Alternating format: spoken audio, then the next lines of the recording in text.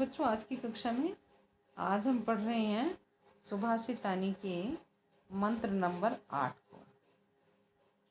ए मंत्र अक्षरम नास्ति, नास्ति मूलम नौस्तम, अयोग्य पुरुष नयास्ति, योजक है तत्र दुर्लभ है।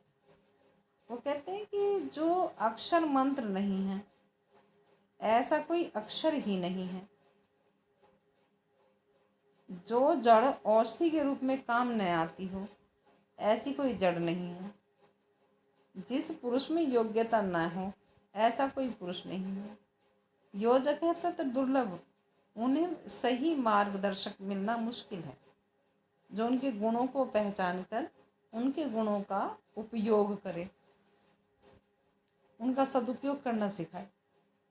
तो यहाँ वो कहते हैं सूक्तिकार कि ऐसा कोई अक्षर नहीं है जो मंत्र न हो, ऐसी कोई जड़ नहीं है किसी पौधे की, वनस्पति की, जो औषधि न हो, और ऐसा कोई पुरुष नहीं है जिसमें योग्यता न हो, अभी तो सबके पास होती है।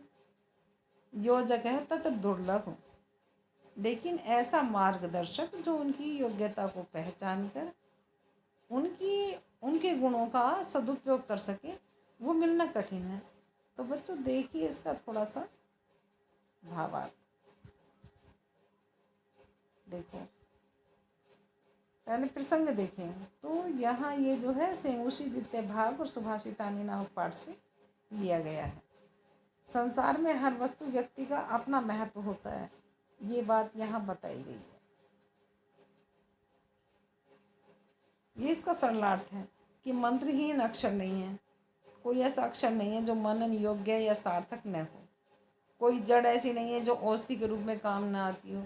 कोई पुरुष अयोग्य नहीं है, अर्थात हर व्यक्ति में कोई न कोई योग्यता अवश्य रहती है। इन तीनों में आवश्यकता केवल सही रूप से जोड़ने वाली की रहती है, जो कि दुर्लभ होता है।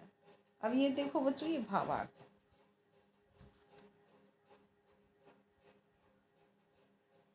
बिना मंत्र के कोई अक्षर नहीं है, आवश्यकता केवल अक्षरों को जोड़कर मंत्र बनाने वाले ज्ञाता की है। इसी प्रकार हर वृक्ष की जड़ औषधि स्वरूप होती है, किंतु उन्हें मिलाकर औषधि का रूप देना कोई कोई जानता है। इसी प्रकार इस संसार में कोई भी मनुष्य ऐसा नहीं है जिसमें कोई गुण न हो, परंतु उसके गुणों को पहचान कर उसका सदुपयोग करने वाला मिलना बड़ा कठिन होता है। तो बच्चों ये आपकी समझ में आ गया। अब देखिए आगे। संपत्तौ च विपत्तौ महताम एक रूपता, उदय सविता रक्त है, और रक्तश्च अस्तमय तथा। यहाँ वो कहते हैं कि सुख में और विपत्ति माने दुख में, महता में एक रूपता, महान व्यक्ति एक जैसे रहते हैं। उदय सविता जैसे निकलता हुआ सूर्य, और फिर वो कहते हैं कि अस्तमय तथा, और अस्ताचल की ओर जाता हुआ सूर्य, रक्त तो लाल होता है। सुख और दुख में महान व्यक्ति एक जैसे रहते हैं, विचलित नहीं होते। जैसे सूर्य उदय होते हुए भी लाल होता है और अस्ताचल की ओर जाते हुए भी लाल रहता है, उसका रंग लाल होता है। तो बच्चों ये तो प्रसंग है, सेमुषी द्वितीय भाग सुभाषितानी पाठ से ये लिया गया है श्लोक। ये इसका संदर्भ है कि परिस्थितियों में समरसता के विषय में बताया गया कि हर हालात में व्यक्ति को समान रहना चाहिए। ये इसका सरलार्थ है। सुख और दुख दोनों की स्थितियों में महान लोगों में एक रूपता बनी रहती है। जिस प्रकार सूर्य निकलते समय भी लाल रंग का होता है और अस्त होते समय भी लाल रंग का होता है। अब देखो बच्चों, इसका भावार्थ है। महापुरुषों का स्वभाव समानता वाला होता है। जीवन के हर रूप के प्रति उनका दृष्टिकोण समान बना रहता है। चाहे दुख हो या सुख, लाभ हो या हानि, हर दशा में वे अपना धैर्य बनाए रखते हैं। जैसे सूर्य उदय होते समय भी और अस्त होते समय भी लालिमा से युक्त होता है। तो बच्चों ये आपकी समझ में आ गया। आगे देखिए। विचित्रे खलु संसारे, नास्ति किंचित निरर्थकम, अशुचे धावने वीर, भारत से बहने खर।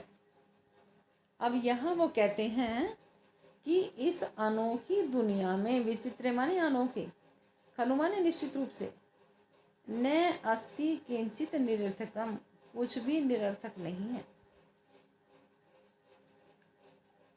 अब वो कहते हैं कि आशु धावने वीर है, जो घोड़ा है वो दौड़ने में वीर है। भारत से बहने खरा है, पर गधा बोझा ढोने में वीर है। वो कहते हैं कि संसार की कोई भी वस्तु निरर्थक नहीं है। तो देखो बच्चों, ये तो आपको अच्छे से आता ही है कि इस किताब से लिया गया है और इस पाठ से लिया गया है। इस श्लोक में संसार में विद्यमान प्रत्येक वस्तु की सार्थकता पर प्रकाश डाला गया है कि कोई भी वस्तु निरर्थक नहीं है बल्कि सार्थक है। इस विचित्र संसार में निश्चित ही कुछ भी निरर्थक या व्यर्थ नहीं है। यदि दौड़ने में घोड़ा वीर है तो बोझा ढोने में गधा वीर है। इस संसार में कोई भी वस्तु या प्राणी व्यर्थ नहीं है। सबकी स्थिति व समय के अनुसार अपना अपना महत्व गिना जाता है। यदि कपड़ा सिलना है तो सुई काम आती है, काटना है तो कैंची। इसी प्रकार दौड़ने में घोड़ा प्रवीण है, बोझा ढोने में गधा। इस तरह से प्रत्येक प्राणी का संसार में महत्व है। बच्चों, ये आपके समझ में आ गया।